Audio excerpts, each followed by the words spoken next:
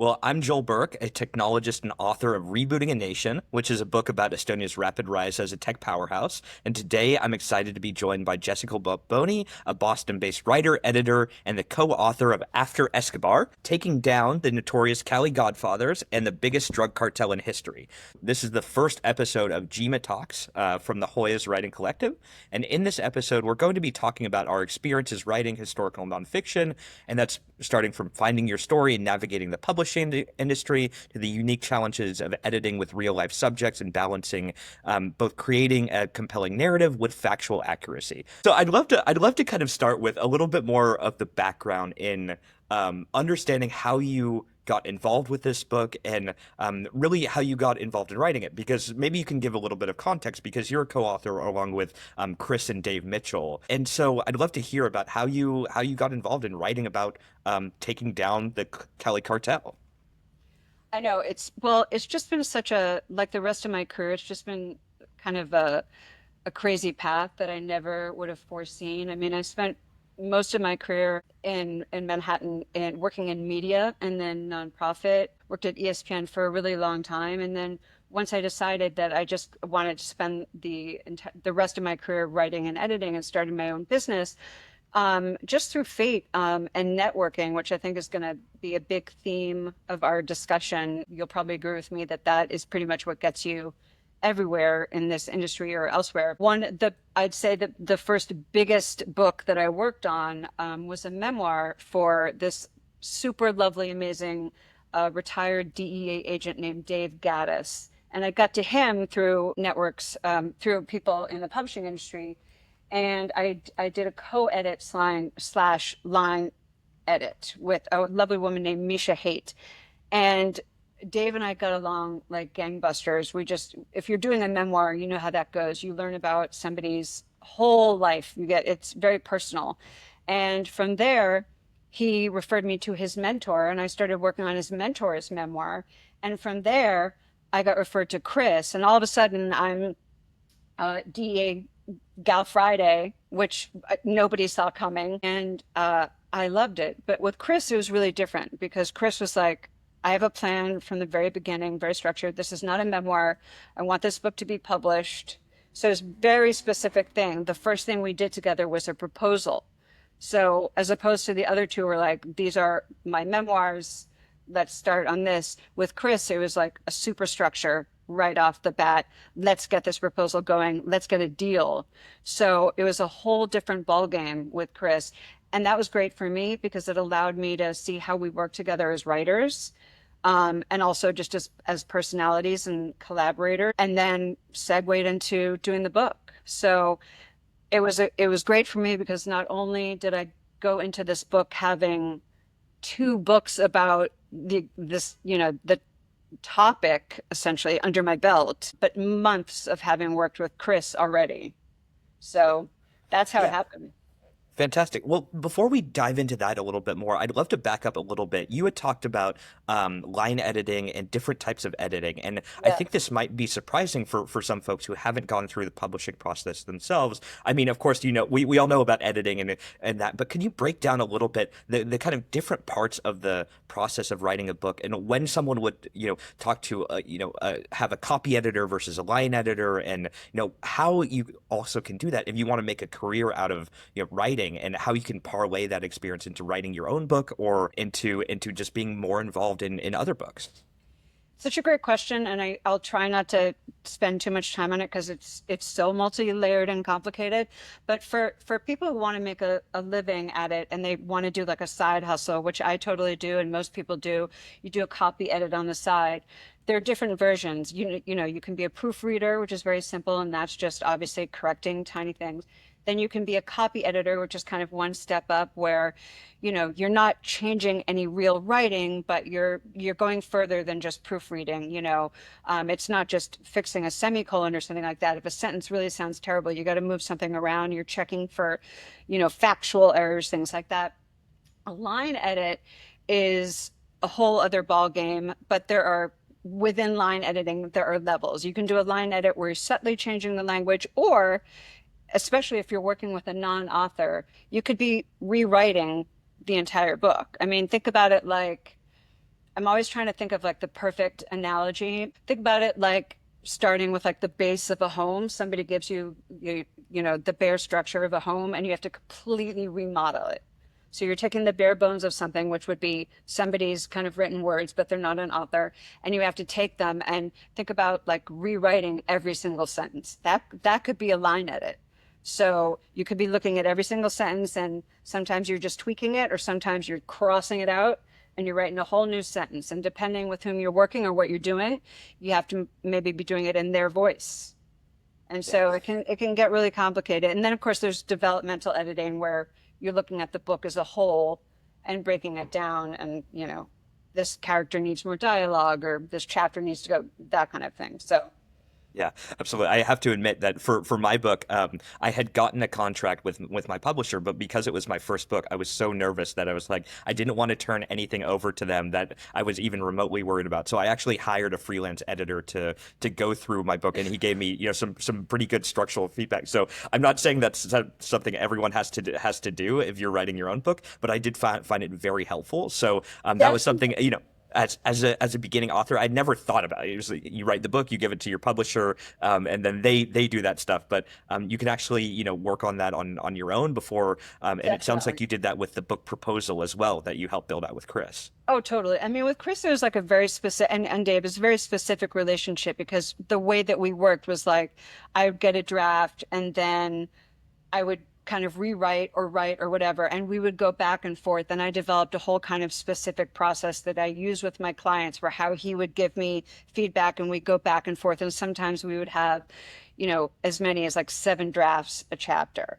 So it could get, it could go on for a super long time. But I would recommend to any writer, just even if it's just to get a pure copy edit, to have somebody else look at it, because they'll find stuff that that you get tired of seeing.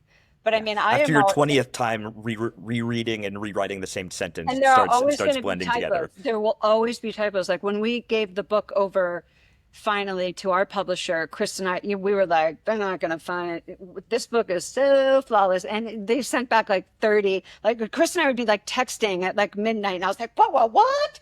And I would like immediately go look at page 14. And I was like, oh, that makes me crazy. But then there are people that have the same, like Robert Caro, my like hero, had the same editor for like 50 years or something. And I still haven't seen the documentary about them. And they would quibble over a comma for like an hour, back and forth, like literally obsessive.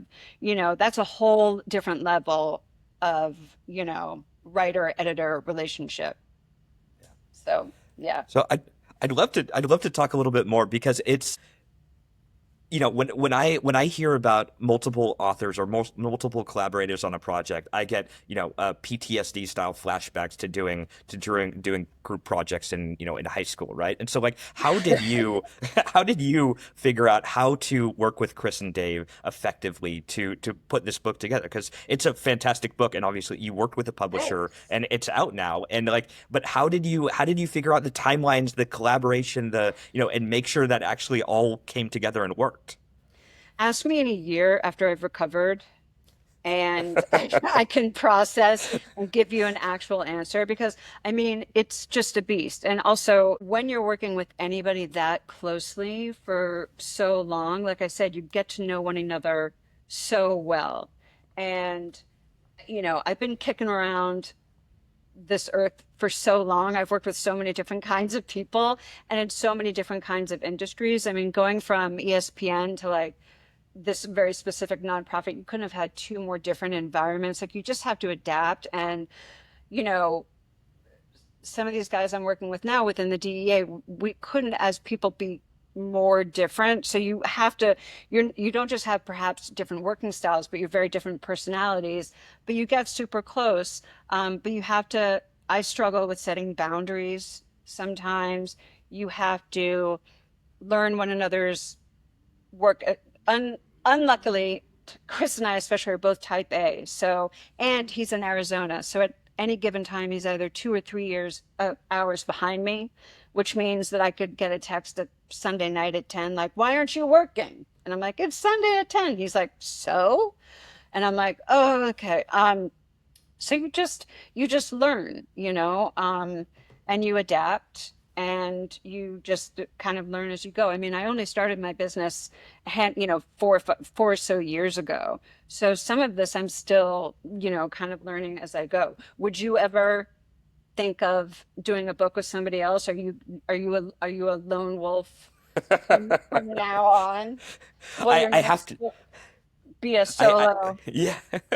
I have to admit, I've with projects like this, I imagine, maybe it's not true, but I imagine that for some parts it would have been great to have a collaborator, like during the some of the boring research and like having to Yeah. fact check stuff, and that it would have been great to have a collaborator who could have helped me. I think I ended up with an Excel spreadsheet of like 5,000 rows of all the quotes and stuff. So having a second pair of hands and like recommendations, but How did you for feel the even with actual. like the footnotes and all of that? Like, I mean, seriously, Yeah, how I, did you I get? think I think at the end there were like 750 or 80, and I had just like as I was writing the book, I had this Excel sheet that I put together from all my research, and I would try and I would read an article or a paper or a book, and I would grab a specific line or paragraph or even like a whole page and type it up manually and put it in this Excel sheet and mark it what the author was, what the page was, and then that way I had an easily searchable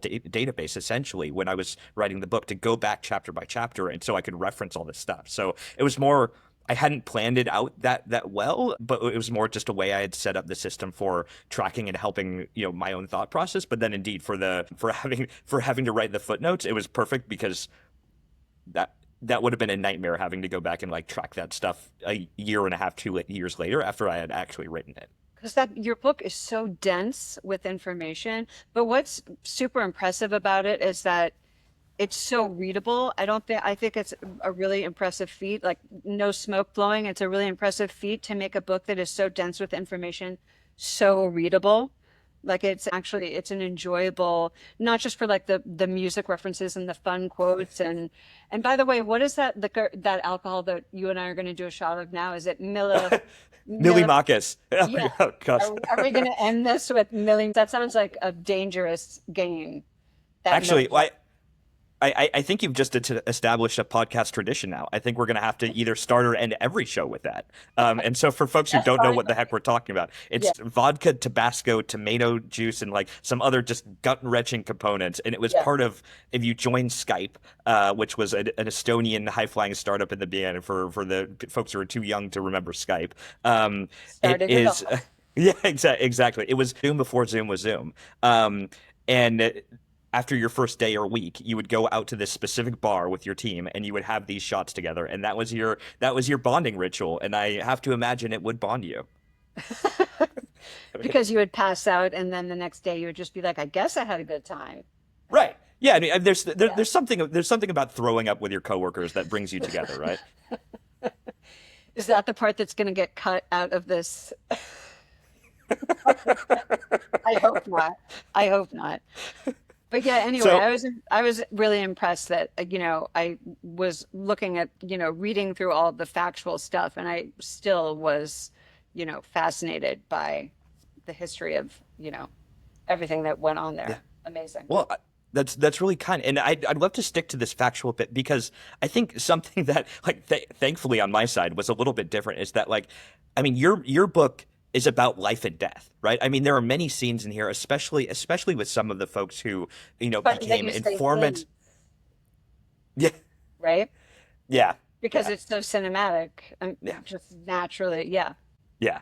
Um, and I mean, there's some moments in here where it's just you can really tell from Chris and Dave's side that it was very, very serious for them, and it was deadly serious for them and the people that they were working with who were collaborating with them on the ground, or for the people who might become collateral damage when they were trying to hunt down members of the Cali cartel. And I would love to hear from you how you balance the idea of creating a compelling narrative with also getting these factual things correctly, because it was clearly very important for you and for them throughout the book that the record would set straight.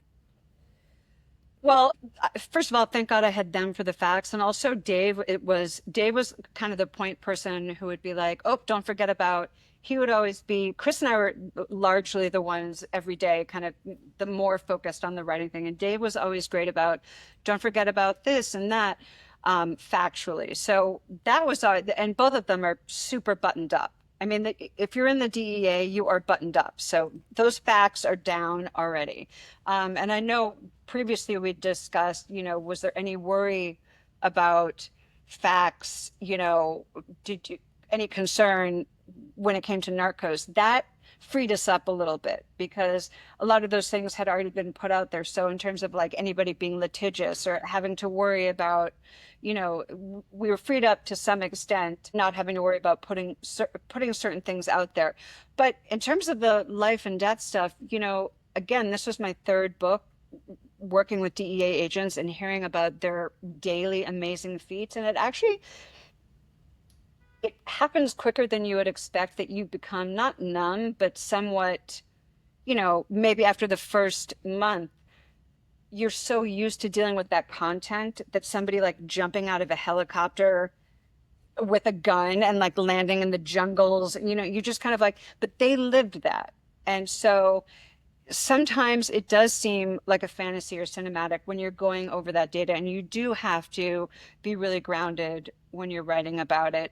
And you do have to, but I mean, the plus side of nonfiction, I was talking to a lovely gentleman, DP Lyle, the other day, a great author and podcaster, and he was saying the great thing about nonfiction as opposed to fiction is that somebody can say to you if they want, like, that doesn't sound real, but it is. That's the thing, is that these are not contested facts. These are things that actually happened. And they were, of course, terrified for their informants, especially the main informant. And I don't want to give anything away in the book, but his life hung, and his family's lives, was on their shoulders. And that was terrifying to them throughout the entirety of their time there, not to mention their own. It's rare for somebody to kill a DEA agent, but it had happened to Kiki Camarena, and that was always on their minds. And there's a part in the book, where they have to alternate turns every day starting their car. And we kind of make a joke about it in the book. But I mean, that was definitely not funny to them at the time, having one sneak off in the corner and the other, because they figure, we shouldn't both have to lose our lives. If one of us is going to die, you wait over there, and they turn the key to see if somebody planted a bomb to blow them up. I mean, that's crazy to think that you would start every day that way. Yeah. You know what I mean? Like that's your Monday morning. Like Mondays blow enough as it is without being like, your turn to see if you're going to die. Yeah. Coffee's on you. Right. It's crazy. Absolutely. Yeah, that's that would be a very strange experience. And I guess you just have to adapt to it a little bit, or you just it just becomes normalized. But indeed, from outside looking in, it is fascinating that people can do that and live like that for, I mean, months and months and years. One thing I want to go back. You mentioned the, I think you said litigiousness, and I want to double click on this because this is something that I don't think many authors think about when they're writing a book, is that you can get sued if you say something defamatory. And this is actually, when I signed with my publisher, there's a whole indemnity section of the contract I signed with them that are like, we are not responsible if you write something that gets Was you there sued, anything right? that you were particularly, in as much as you can respond, was there anything in particular in the book that gave you pause? Um, not not that I was afraid would get me sued, to be honest with you. I was Trying to think mostly of just anything worried, in there. yeah, I was mostly just worried, that I would say something factually incorrect that would be embarrassing, frankly. And that was my biggest concern. But if you're writing about, like, Russian oligarchs, or even the cartel, if there's still cartel guys out there, I mean, and they have legitimate businesses, they might come after you and say, no, no, hey, I'm a legitimate business person and you're defaming me, and that could slap you with a lawsuit. And so I thought that was a really interesting part, and maybe you could talk about how you thought about that. And yeah. Or we could not talk about it. I already told you that I found a 4-inch rusty nail in a bag of Whole Foods almonds today. I don't know that I want to push my luck talking about it. Uh, No, I mean, I think any author that's writing about real life major facts, like bringing down a cartel, is always going to worry about stuff like that. And so you talk to the publisher ahead of time. You make sure that your ducks are in a row. You make sure that everything in there is factually correct and that it's all checked out. And the DEA guys go to the DEA and clear everything on that side, and you make sure you're good to go. And then you just cross your fingers and take steps on your side. I mean, if you want to give practical advice to writers, you could tell them to start an LLC, so that if for some, if you say something defamatory about somebody unintentionally and somebody does sue you, you'll have an LLC to protect you so they can't take your house, I don't know, or whatever. I don't have a house to take people, but so that they're protected. So that might be a good piece of practical advice for a writer that has any kind of concern in that regard. Or just don't write anything defamatory about somebody. That's also It's good advice. also good and practical Yeah, advice yeah, indeed. for sure, for sure. So I'd love to just ask, is there anything else as you were writing the book that really stood out for, whether it was something about the writing process, the collaboration process that was really unique from this book compared to the other books that you've written, or that you think would be really interesting for someone, especially a first time author who hasn't necessarily written a book proposal yet, who hasn't sold something to a publisher, but really wants to write something. Well, I think that this collaboration was unique just in the sense of how the writing style worked. Like I said, the fact that I was taking a draft and kind of rejiggering and rewording and rewriting, and us going back and forth and tracking. Like I said, if you saw all of the documents I have of like draft one, tracked and clean, and then the process that I created where he'd send the clean back with all this whole process, and then I'd track and clean that one. It gets really crazy. So the process itself was unique on this side. I think it was also unique because we started with a very specific plan in the beginning. He was like, I want this book published. I want to do this proposal. Let's get an agent if we can. That was a whole process in itself. Then seeing if we could get a publisher, that was a whole process. Then working on the book. I'll tell you one specific thing that happened once we got a publisher and we're in the throes of, editing and writing and whatever, was that we had to cut 100 pages. 100 pages. 100 I mean, pages. how many pages in the book is the book in it? 300 and change. So we're talking about, Yes. okay, so like a quarter of the book. Wow. So I basically had to go through, and obviously it's like a book like yours. You can't just like take out a chapter like, hey, let's forget about that whole chapter where they gained their independence, from Russia. Yeah. Um, you can't just like take out a chapter where you captured one of the Godfathers of Cali, nor can you just take out a paragraph even. This is like, so I had to go through sentence by sentence, literally, Yeah. and reword every single sentence. And the challenge there was I don't want to make every sentence so abrupt that now it doesn't read well anymore. It was such a nightmare. And you think you're done, like it was such a Herculean project to begin with, and then all of a sudden that was certainly unique. I mean, Yeah. uh, expect the unexpected. If you get a deal, also expect to be patient. Yeah. Would you agree Yeah. with that? Oh, People have no absolutely. idea how long it takes from beginning to end, to get a book published. Absolutely. I would think I was on the lucky slash very fast side, but it can take a long time. I mean, if I think about timeline, I started really in earnest at the beginning of 2022. And I actually worked with a buddy who's also an author, connected me with his former editor who helped me write the book proposal. So I think I had a similar kind of first stage as you. But I was lucky slash unlucky in that there are not many places that published nonfiction books about Estonia. It's a little bit of a niche topic. So Right. I didn't Yeah. have that didn't have Yeah. that many publishers I was talking to. So I just went directly to a couple of them. And so one Yeah. one I was lucky enough to sign with. So I didn't get an agent, but from beginning to end of when I actually delivered the final manuscript to the publisher, I think it must have been 2.5 years, 2 years working on it part-time, 6 months, 6 months full-time. And then it was another almost year after that until the books were actually physically on shelves. I Yeah. mean, there's a lot of time between when you deliver a manuscript and when, the book is actually ready. And it's also, there's a lot of back and forth with your publisher that's sometimes very random. You have to remember, I mean, as you talked about at the beginning, these are hardworking people who are not making very Yeah. much money and are also like, if you're a publishing house, you probably have, maybe there's a couple folks, but they might have 50 books at a time that they're dealing with Yeah. in kind of a seasonal cycle. So you're one among many, and like they'll get to you when they get to you. But And same with if the yeah, same with the agents. Like most,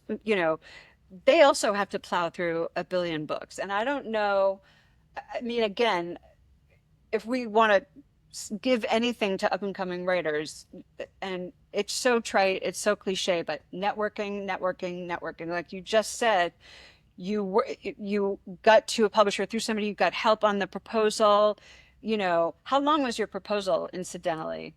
I think it was around 45 or 50 pages. Yeah, see, that's another thing. If people don't realize that, first of all, if you want to get an agent, if you can network your way into knowing an agent, that's the best way because the lovely agent with whom we worked, Frank Wyman, they'll say on the website, like, you can send the first 10 pages, give me 4 months. But if you know somebody that knows them and you're lucky enough to have that in, then you can actually maybe send the proposal and, be fortunate enough. But I think our proposal was like 75 pages. It's a Wow, whole okay. other beast.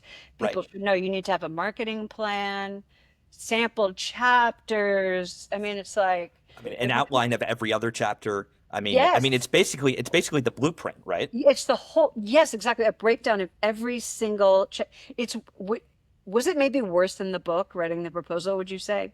Like, It was, seriously. yeah, it was quite difficult, and in part because when you're actually writing and maybe this is why you do the proposal first, because I felt like after I wrote the proposal I was like, okay, I've got the skeleton structure, I've got the blueprint. Now it's a Yeah, little bit, like fill in the blanks or yeah. fill in the coloring. But I mean, of course, there was like, it wasn't that easy. There was a lot of restructuring that happened after. But indeed, I mean, coming up with the proposal and the structure at the beginning was probably the most difficult part of the process. Yes. I mean, I think I lucked out like you in that I had a lot of help. I have a great friend named Joe Cosgriff who um, is a writer and businessman, and he wrote John Pizzarelli's memoir, a really great standard singer. And so he sent me three great proposal examples. So I had specific examples, and Chris, as usual, was way ahead of the game and had already started writing and had already put together, I mean, he's so on the ball. I don't know anybody who works harder than Chris. He's full on. He might be AI. Like I think that He'll that replace us all right. that might need to be investigated, but he's so ahead of the game. So, but yeah, that is a real beast. But again, if you can get somebody to help you, reach out to people on LinkedIn that you don't even know. Just do Yeah. as much networking as possible. It's so critical. And for folks listening to this, I'm assuming a lot of folks here will also be, Georgetown alums or undergrads. I mean, take the opportunity from the network you have with Georgetown to connect with folks in your community or that are even just vaguely associated with the university as alumni, professors, whomever, because that's definitely a way. And I would also just double click. I think, there's kind of the beginning part that we've talked about, finding your agent, finding your publisher, and those are critical steps. But there's also two other things that I would emphasize that are worth networking for and networking for early is media. And so that by and large is podcasts, but it also means, it's getting coverage in Politico or New York Times or whatever publication might be relevant for the subject matter you're listening to. But also the blurbs on the back of your book are largely driven by your network. I mean, I think my publisher connected me Yeah. with the former president of Armenia because he had also written a book for them, which was very helpful.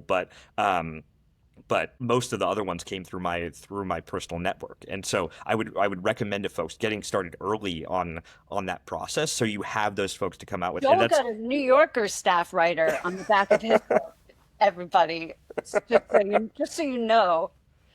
Super It was cool. it was very he had written a fantastic piece about Estonia some years earlier, and so Yeah. I was like, "You love Estonia, I love Estonia. You should read my book about Estonia." So You guys, that's how it works, basically. I mean, and again, the Georgetown thing, I mean, that's why we're doing this. I mean, again, I mean, it's so treacly, but that's why you and I are here.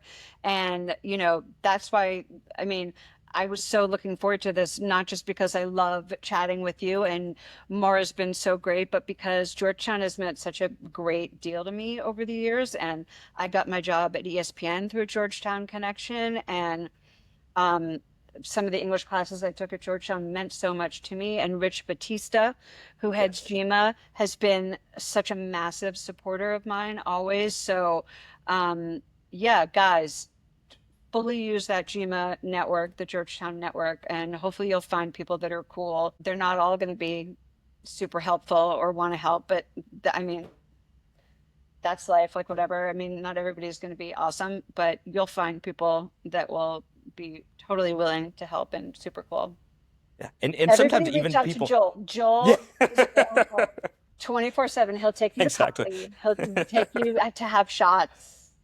Exactly. So, But sometimes even when people aren't being helpful directly, they can still be very useful and teach you something. I remember I had a conversation. I got introduced to an agent at CAA, and it was kind of I didn't think I needed an agent, but I was like, someone knew I was writing a book, and they were like, "Do you want?" I was, of course, I want to get an yeah, introduction. I mean, it's CAA, right? right. And he was just like You're like, the okay, guy. entourage. Yeah, Vinny exactly. Pace and I are gonna go And go so, on. and so, and so the agent wrote back to me, and he's like, he represents all these amazing writers. He's just like, look, here's how the economics work here. If you're not selling, I forget what number he said, but it was a very high dollar number Yeah, of like this. I take 10%. So if you're not pushing, like if you're not going to hit that, and you're not going to make that, it's not worth my time or your time to focus on this. So I was just like, oh, okay. That makes perfect sense. I have thank to you. find someone who cares about this and like Right. like it's logical if you understand the economics of the Yeah, industry, but as yeah, someone novice and didn't coming to it, I didn't know exactly how that works. So it sometimes folks can be very helpful even when they can't actually help you or don't know yeah. they're helping you. I mean, that's very true. Even if it's information you don't want to hear, like you're lucky to get it. And you're right. Also, publishing is a business just like everything else, and they're going through a bit of an evolution, not just because of AI, but because they're constantly evolving. I mean, who knows what the future of the publishing industry will be? Exactly. One thing I have been very heartened, and maybe it's a little bit of a DC thing, is there have been tons of local, I mean, independent bookstores, small chains here that it's just lovely in the way the community turns out for them. So I'm constantly heartened by that. Yeah. It felt like a that the internet was going to kill the independent bookstore. I mean, I was a kid who loved to be in Barnes and Nobles and Borders and just like read Yeah. books and honestly comic books for hours and hours. No, yeah. Yeah, and then I was like, okay, Amazon is going to get rid of that, but people like those third places, and so that has been one thing that's been really heartening. And I will shout out that if you're thinking, if you're in this industry and thinking about buying a book, think about IndieBound and Bookshop.org Yep. because those are a little bit better about kind of supporting local bookstores or supporting the authors a little more rather than giving more of your money for Bezos. I mean, he doesn't need another wedding in Venice. Good for you for shouting that out. I have those options on my website. And being from Boston, bookstores, I mean, it's like the hub of bookstores. There's a great article in the Times about how perhaps like romance bookstores, niche bookstores might be the savior of future bookstores, whereas in the past you never would have guessed that. And a super cool one just opened in Cambridge. But yeah, bookstores, there's nothing better. I just went to Scotland. It was my first vacation in forever. They have the greatest bookstores there, honestly, as you might expect. But yeah, there's nothing better. Can I just tell you Exactly. something just in this really quickly is that as the pandemic was kind of wrapping up and I was still living in Manhattan, I was walking down, maybe it was 23rd Street. I don't even remember what it was, but I was so zoned out of it from the pandemic. I was like so cuckoo. I was like, oh, somebody opened a bookstore. Like how crazy. Like, that's the last thing I expected on the street or whatever. And I popped in. And again, I promise you, I'm not normally this flighty. I popped in, I bought a book, whatever. I leave, and I just kind of happened to glance up, and it was an Amazon store. Ex- I was like, I'm gonna go. I was like, yes, an actual bookstore. They didn't close them all. Like, I was like, it's not Shakespeare and Company, but like whatever it is, like, blah blah blah. And I'm going la di da, and I'm walking away all proud of myself. And I look back, and I'm like, Amazon has actual stores now. And I was like, oh, I felt so deflated. I was like, I guess I'm gonna have to tell people that I did that. So next time, the lesson, make sure you go to independent bookstores. No, Or no, just no Amazon make Go sure that stores. you know the store you're going into. Maybe look up before you walk into the store. Look both ways before you cross the street. Right. Simple So, things. so I know we're coming up on time here, so I thought it'd be Yeah. fun to do a little bit of a lightning round to close us out. Well, here we go. The So lightning yeah, round. exactly. I mean, obligatory lightning round, which I love. So first question: what is one book that influenced your approach to historical nonfiction? I will just, instead of a book, I'm going to go with an author. Um, and you can choose any of his books. And I already mentioned him, Robert Caro. Swoon. That's all there I is think to we've it. all pretended to read some of his The books. Power Broker. I know it's a Exactly. thing that, and I haven't finished The Power Broker. I'm not gonna lie. But I remember the first time that I read him actually was an excerpt in your pal's magazine, The New Yorker, and I fell in love with his language. I fell in love with how he clearly, despite his 50-year relationship with the editor where they quibble, he writes the way he wants to write. If it's a run-on, he writes in a run-on, and that was something that really spoke to me because when you're writing a bio, you would think it would be very grammatically buttoned up, but you could tell that he writes the way that he wants it to be read, the way he wants to hear it. And I fell in love with that. And also, he's so detailed. I remember the excerpt was from one of the LBJ books. And I remember him talking about how when LBJ would finish a glass of whiskey, when he would want more, he would just be at his desk, at the presidential desk, and he would just hold up the glass and shake it so that the ice rattled, and the secretary would know to come running and fill it in. So I'm just obsessed with him. And I also love Doris Kearns Goodwin quite a bit. She's got an amazing new book out that everybody should read. An unfinished love story, another biographer. She's fantastic. So that's what's yours. I want to know your nonfiction, your one So book. there The was Power Broker. yeah, yeah. I already outed myself. I think I made it through the first couple chapters and I was like, this is fantastic and just a little too dense for me. I have to admit, I'm much more of a science fiction person. I love Really? science fiction. Yes. I love the world building and I love I love this idea of like imagining what the future could be. So I am much more of a science fiction person in my kind of general writing. But I will say there's a fantastic book about Ibn Saud, about the founding of modern Saudi Arabia, that I found just really enlightening, very well. I mean, the author had a lot to work with. I mean, it's just these fantastical stories of how these guys helped found a nation in the midst of war and united all these kind of warring tribes to found a modern society. But it was incredibly well. But I think that's the one that in the last couple of years has really spoken to me most. You do a lot of light reading. Exactly. Will you send me a link to that book, please? Absolutely, After, absolutely. by the way, do you read any sci-fi fiction? Do you like Ray Bradbury? Oh yeah. Um, it's been a little while since I've read Bradbury. I most recently, well, actually, I'm in a book club, of course, and so I just read the second to last of the Hunger Games books. So that's more like YA Yeah, fiction. yeah.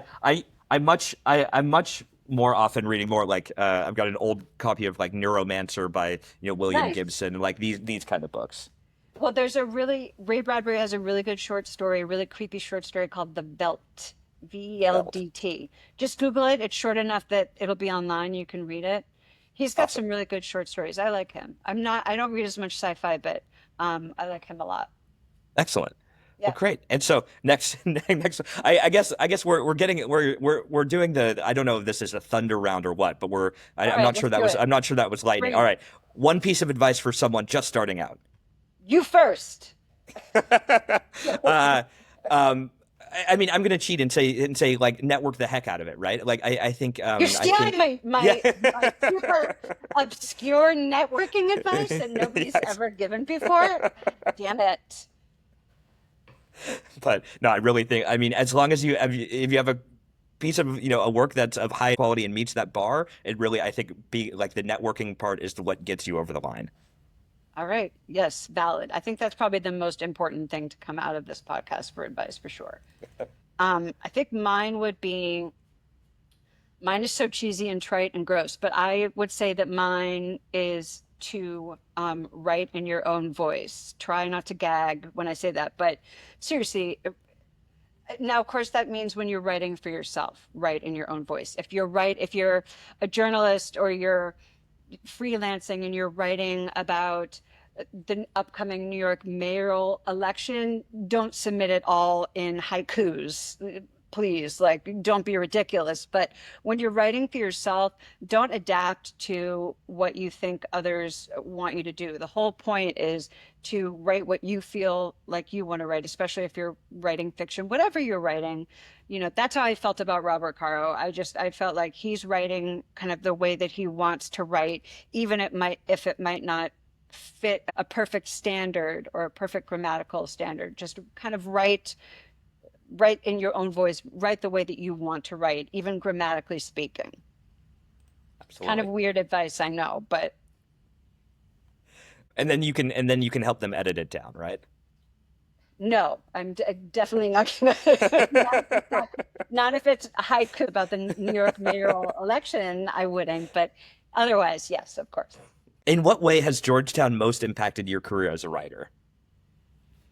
I think that the teachers there were, I mean, are what impacted me the most. I just had such a great experience with my classes there. And you and I have discussed that I had this fantastic professor named Don Murphy, who was with Georgetown for something absurd like 50 years, and whose list of students stretched from John Guare, this incredible playwright, to Pat Buchanan, this very conservative politician. So, I mean, just that extreme alone is so crazy, but he was just so enthusiastic. And I was in this very small playwriting class.